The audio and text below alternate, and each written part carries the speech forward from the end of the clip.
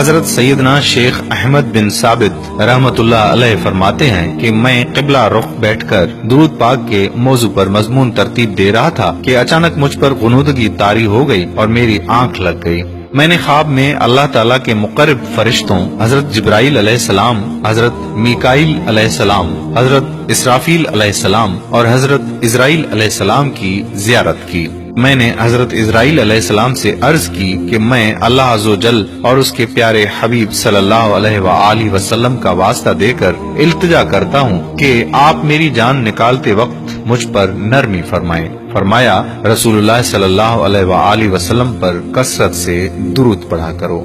یہ واقعہ کتاب سعادت الصادرین سے لیا گیا۔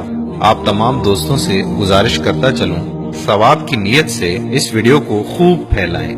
اگلی ویڈیو تک اپنے میزبان قادر کلہوڑو کو اجازت دیجیے۔ اللہ حافظ۔